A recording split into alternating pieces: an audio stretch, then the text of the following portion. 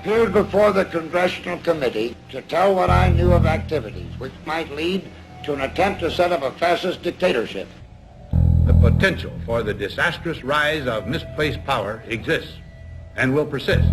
The very word secrecy is repugnant in a free and open society. And we are, as a people, inherently and historically opposed to secret societies, to secret oaths, and to secret proceedings. President Bush signed a formal agreement that will end the United States as we know it.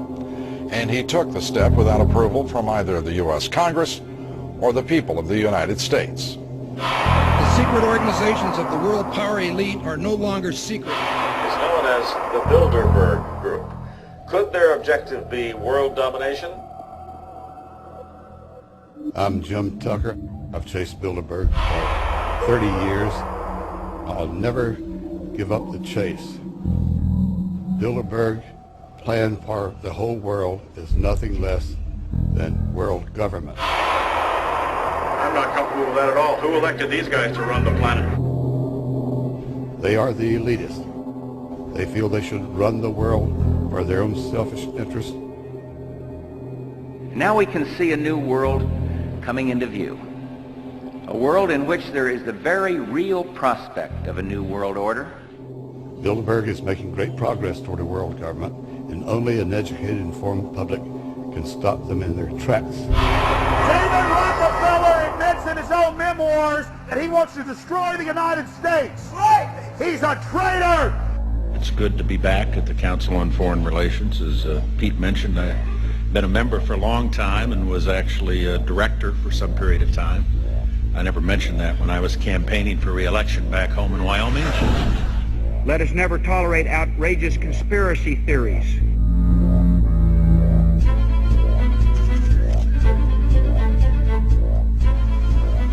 I need you to move off the property, please. Some shots were fired.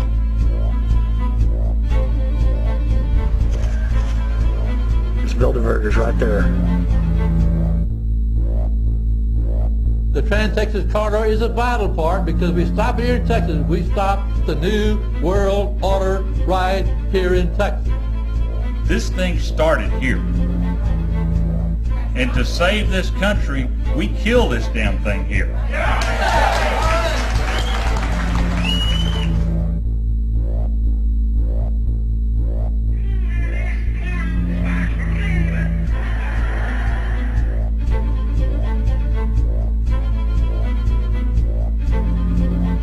There is a chance for the President of the United States to carry out a phrase his father used, and that is a new world order. Your new world order will fall. Humanity will defeat you.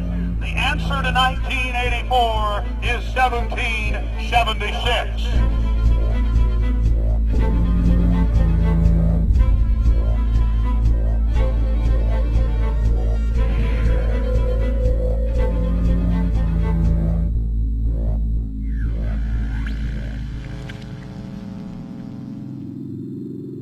In the near future, Earth is dominated by a powerful world government. Once free nations are slaves to the will of a tiny elite. The dawn of a new dark age is upon mankind. Countries are a thing of the past. Every form of independence is under attack, with the family and even the individual itself nearing extinction. Close to 80% of the Earth's population has been eliminated. The remnants of a once free humanity are forced to live within highly controlled, compact, prison-like cities. Travel is highly restricted. Superhighways connect the megacities and keep the population from entering into unauthorized zones. No human activity is private. AI supercomputers chronicle and categorize every action. A prison planet dominated by a ruthless gang of control freaks, whose power can never be challenged. This is the vision of the global elite, their goal. A program of total dehumanization, where the science of tyranny is law. A worldwide control grid, designed to ensure the overlord's monopoly of power forever. Our species will be condemned to this nightmare future unless the masses are awakened to the New World Order master plan and mobilized to defeat it. Erected by a secretive group, the Georgia Guidestones are a testament to the elite's plan for a world religion, global laws, with a global court and army to enforce it. And set in stone, it is written that the population never rise above 500 million.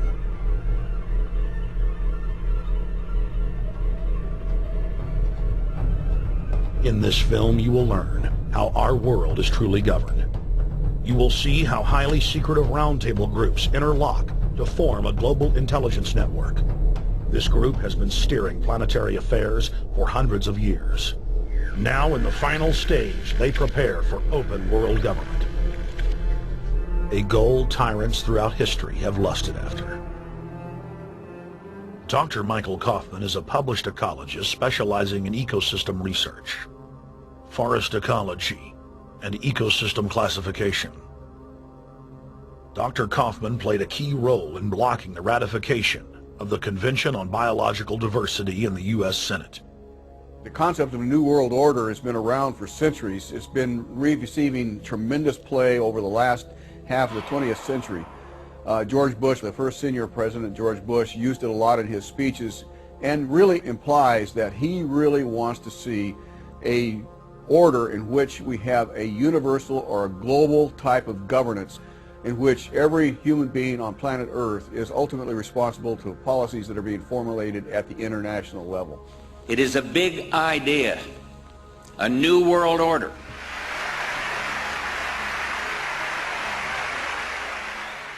President Bush said that the New World Order was in tune, and that's what they were working for. The UN is part of that government. They're working right now very significantly for a North American Union. That's why there's a lot of people in Washington that don't care too much about our borders.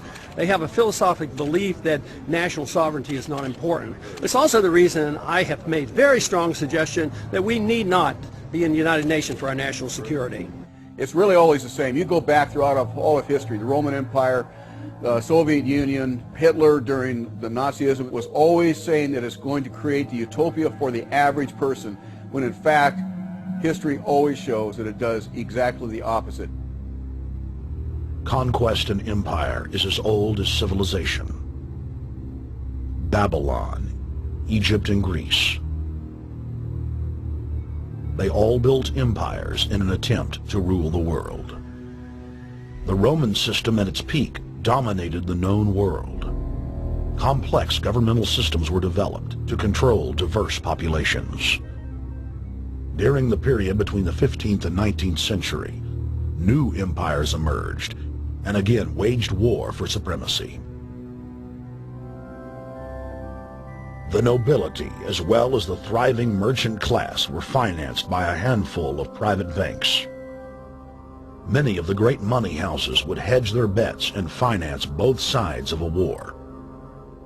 Sophisticated intelligence-gathering networks gave the financiers a clear edge over the governments they were slowly gaining control of. On the 18th of June, 1815, agents of the British arm of the Rothschild family looked on as Emperor Napoleon Bonaparte fought desperately to save his army from the jaws of a British-Prussian pincer attack. A Rothschild agent was able to get the news of Napoleon's defeat at the hands of Lord Wellington to Nathan Rothschild a full 20 hours before the news reached London. Nathan, the head of the British arm of the Rothschild family, put out the rumor to the London Stock Exchange that Napoleon had won the war. Stocks plunged by 98%, and Rothschild was then able to buy up the entire British economy for pennies on the pound. When the news of Napoleon's defeat finally arrived, stocks soared. Britain was now the undisputed ruler of Europe, and Rothschild ruled England. The already dominant British Empire grew even more aggressive. Her troops and bureaucracy spread across the globe. the sun never set on Britannia's holdings. The banking cartel funded, in fact, since about 1800, they have funded both sides of almost every war. And of course, they're getting the interest off of the loans that they've given the various governments and the wars that they have actually helped stimulate and create. By 1900, Germany was a rising force and a leader of the Industrial Revolution. World War I, for instance, there was absolutely no reason to have World War I.